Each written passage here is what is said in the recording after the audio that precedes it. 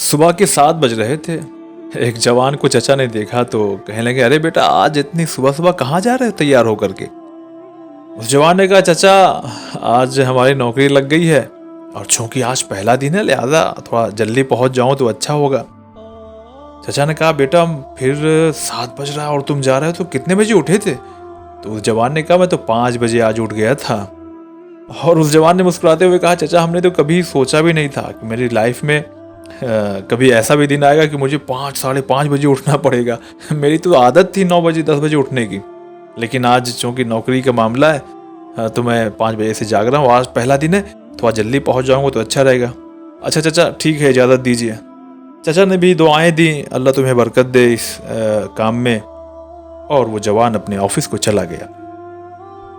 تقریباً 1 مہینہ گزرا تھا، پھر اسی جوان سے چچا کی ملاقات ہوئی، لیکن 7 نہیں بج رہا تھا بلکہ دن کے 10 بج رہے تھے۔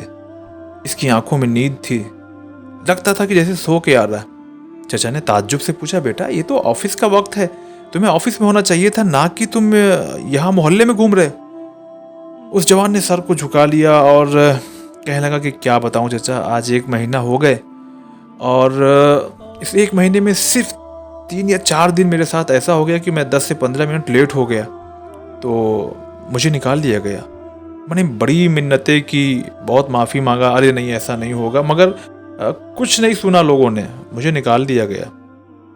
کتنا عجیب زمانہ ہے نا چچا، عجیب لوگ ہیں، ذرا سی چھوٹی چھوٹی باتوں کو معاف کر دینا چاہیے۔ کاش کوئی ایسا بھی ہوتا جو ان چھوٹی چھوٹی باتوں کو نظر انداز کرتا اور معاف کر دیتا۔ جیسے ہی جوان نے یہ بات کہی، چچا نے کہا، بیٹا ایک ذات ہے۔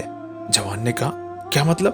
کہا ایک ذات ہے جو ہماری چھوٹی چھوٹی کیا بڑی بڑی باتوں کو بھی نظر انداز کر دیتا ہے۔ جوان نے چونک کر کے کہا کہ کون ہے وہ؟ چچا نے کہا کہ وہ ہمارا اور تمہارا مالک ہے، وہ رب ہے، وہ خالق ہے، جو ہمیں ہر روز اپنے حضور میں طلب کرتا ہے، یعنی نماز کے لیے ہمیں صبح صبح بلاتا ہے، مگر ہم 9 بجے اٹھتے ہیں، 10 بجے اٹھتے ہیں، 8 بجے اٹھتے ہیں، جبکہ ہمیں جب بھی نماز کا وقت ہو ہمیں اس کی بارگاہ میں پہنچنا چاہیے وقت کی پابندی کے ساتھ۔ مگر بیٹا خود ذرا تم سوچو، محسوس کرو کہ کئی سال ہو گئے، ہم اور آپ بہت سے لوگ ہیں جو وقت کی پابندی کے ساتھ اس کے حضور میں نہیں پہنچتے، لیکن نہ اس نے اپنی رحمتوں کو روکا، نہ اپنے کرم کو روکا، نہ اپنے رحم کو روکا، نہ ہواؤں کو روکا، نہ دھوپ کا آنا بند کیا، کھانا بھی کھلاتا رہا، پانی بھی پلاتا رہا، سب کچھ دیتا رہا۔ اس جوان نے سر کو جھکا لیا اور خود ہی سے کچھ کہنے لگا۔ اگلا دن تھا، صبح کے 5 بج رہے تھے۔ چچا وضو کرنے کے بعد اپنے چشمے کو جب انہوں نے دوبارہ لگایا تو دیکھا کہ ان کے صف میں وہ جوان بھی کھڑا ہوا ہے جو روزانہ 9 بجے اٹھا کرتا تھا۔ مسکرا کر کے جوان نے کہا، چچا آپ نے بہت بڑا سبق دے دیا، واقعی وہ مالک، وہ خالق ہماری گناہوں کے باوجود بھی ہمیں اتنی نعمتوں سے نوازتا ہے۔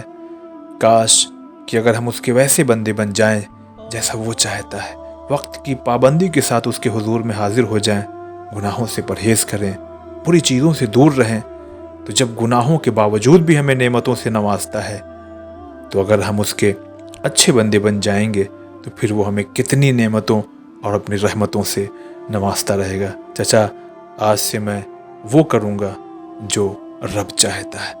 جی ہاں، ہم سننے والوں کو بھی سوچنا چاہیے، اگر ہم واقعی تھوڑی دیر میں آفس میں پہنچتے ہیں، اپنے کام پہ پہنچتے ہیں، تو ہمیں ڈانٹا جاتا ہے، ہمیں نوکری سے نکال دیا جاتا ہے، یا ہماری سیلری میں کمی کر دی جاتی ہے، بے عزتی ہوتی ہے، کام چھوٹ جاتا ہے، مگر وہ خالق، وہ مالک، وہ رازق، وہ رحیم، وہ کریم، کبھی سوچیے گا ذرا اس کی بارگاہ میں، اگر واقعی ہم بھی وقت کی پابندی کے ساتھ پہنچتے رہیں، یعنی نماز پڑھتے رہیں، گناہوں سے بچتے رہیں، تو پھر وہ ہمیں کتنا نعمتوں سے نوازتا رہے گا۔ بس اس کلپ کا یہی مقصد تھا بنانے کا۔ والسلام علیکم ورحمۃ اللہ۔